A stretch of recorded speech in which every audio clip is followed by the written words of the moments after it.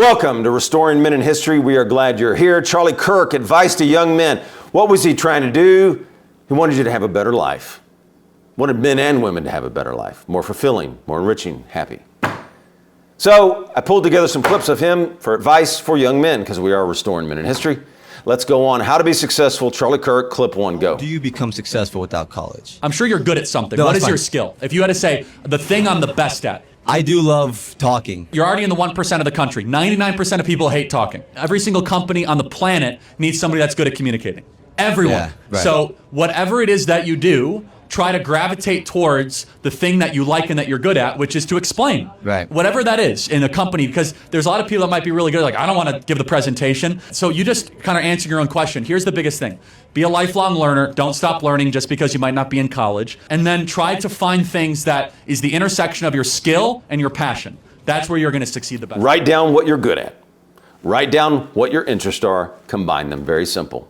And what will that do for you? Well, if you like it and you're good at it, you're probably, if you're enjoying it, are going to enjoy the process more. And we talk about process a lot. If you can enjoy the process and not just be concerned with the outcome, no matter what happens at the outcome, you'll be enjoying it along the way, learning, getting better at what you do. And if you enjoy something and you're good at it, you're probably going to work harder at it, put more energy into it, and get better at it. You'll be more fulfilled. So find something you like. All right, number 2. He talks about reading good books. Totally believe in that. I love reading good books. They enrich my life. What do they do for you? What does a good book do for you? Well, depending on what you're reading, fiction, biography, I don't know what you're going to read, but find something you're interested in. Find good books you're interested in. It can expand your imagination. You can gain knowledge from it. You might even find your interest from it, right? If you don't know what your purpose is right now, you might find your purpose looking into the lives of others, reading about Einstein, Ben Franklin, George Washington, Alexander Hamilton, Patrick Henry, any of these gentlemen in biographies or from fiction, right? Reading a good Jack Carr book. Jack Carr is an incredible author. You should check out Jack Carr. He's awesome. But it gives me so much fulfillment and enrichment. So be a lifelong learner and imagine what you can learn in 5 years reading good books. Let's go on to the next clip. And by the way, before we go on to the next clip, if you like this subject, please subscribe, like, and comment. Let's go on to the next clip. Go. Miserable. But if the most important thing is doing good, you will end up purposeful. Purpose will give you happiness. You see, we live in a country where they think that purpose, where they think that happiness is pleasure. We know that purpose is above all of this. Serving God. Understanding why we are here, that we are made in His image, that there is a struggle of good versus evil. By the way, you're involved in that struggle every single day on the college campuses. Every day you get to fight for what is good and what is true and beautiful. So next time when you're on a college campus, and if you want to be a man, this is what you do. If you want to stay a boy, go and do what your other friends do. But men say, you know what? No, I'm actually not going to go hook up with a bunch of girls. I'm going to save myself for marriage. Actually, I'm not going to go do that. But if you want to go be a boy, go do that. It takes no skill and no talent and no self-restraint whatsoever just to follow your flesh. An animal can do that. A dog can do that. Do you know what mature people do? Mature people say no to what feels good and they pursue what is good. And far too often on college campuses, we have these grown boys. And I'm talking to a lot of you in this audience, and it's time for you guys to up your game.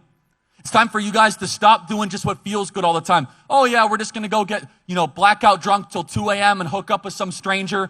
No. If you want to stay in the lower standard, a miserable cycle of debt and suffering and depression, lack of community, go do that. Instead, on a Saturday night, say, you know what? I'm going to hang out with some friends that are not going to drink, are not going to, engage with this stuff. And then maybe on Sunday morning, I'm going to go to church or I'm going to go to mass and then I'm going to go work out and then I'm going to study. Who will be happier? You know I'm right. Okay, why are you here? What is your purpose? What is your why? Figure it out, write them down. You got to know this. True, it's not about feeling good, it's about what? Doing good. Charlie Kirk did good. He lived the words he said. Now we talk about all this so often. Have a purpose larger than yourself. Happiness is not pleasure. Aristotle talked about happiness in ethics. I believe purpose gives men fulfillment. And what do you value? Write down your values. God, Marriage, community, men's groups, family, male friendships. What is your value?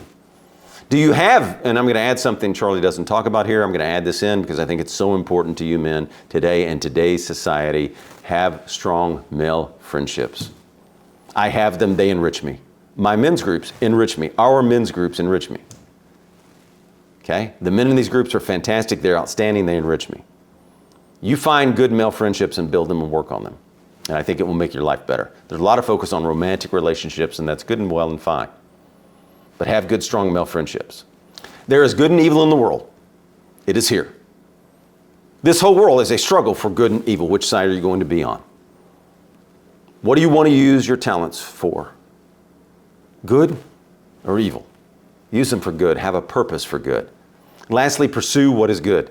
Fight and use your talent for what is good, true, and beautiful. Let's go on to clip 3. Go.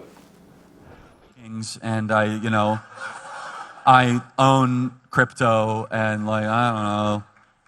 And loser! Instead it should be, I'm studying this because of this. I'm going to start a business. I'm going to work for this person. I want to be able to make this much money by this period of time to provide for a family. And I don't care how hard it gets, but I'll provide for you and provide for the kids. And I'll be the protector and the covering over the family. Follow me because I'm going to lead us. That's what they want to hear. They want the confidence and the security that when life gets difficult and when life starts falling apart, that man will lead them towards security and stability.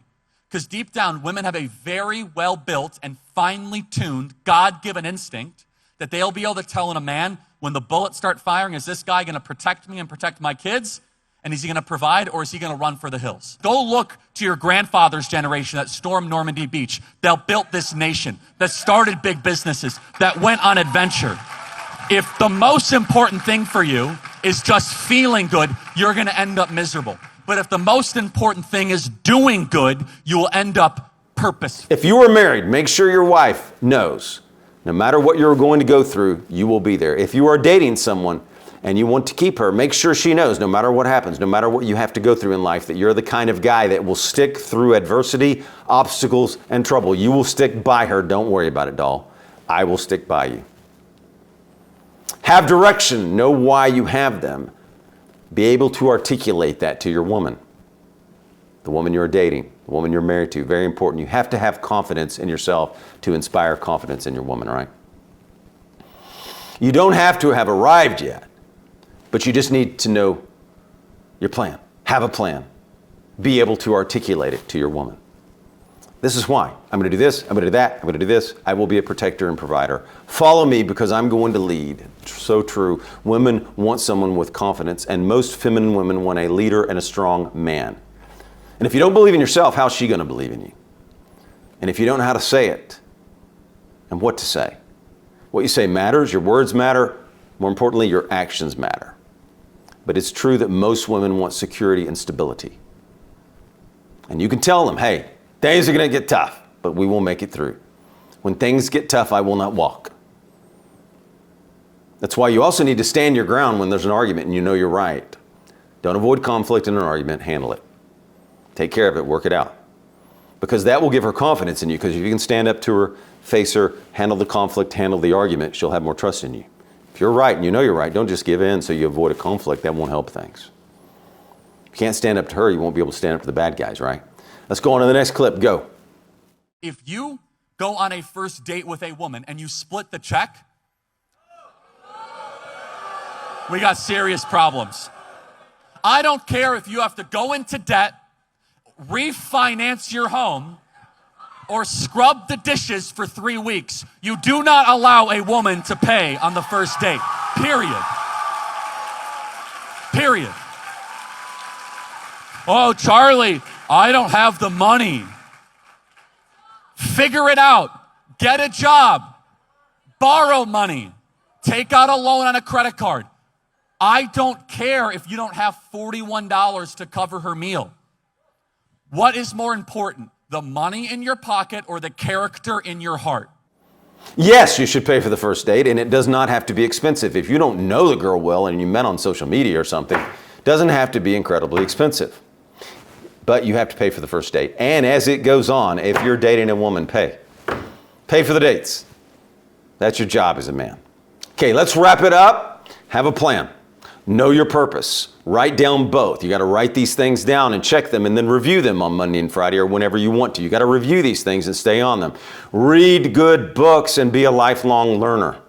Be the leader with girls you date or marry. Make sure they know you will stick when things get tough. Pay for your dates. Pay for the dating along the way. There is what in the world? Good and evil. You want to be on the side of good. You want to do good. It's not about feeling good. It's about doing good. Thank you and have a magnificent day. If you like this subject, subscribe, like, comment. Thanks.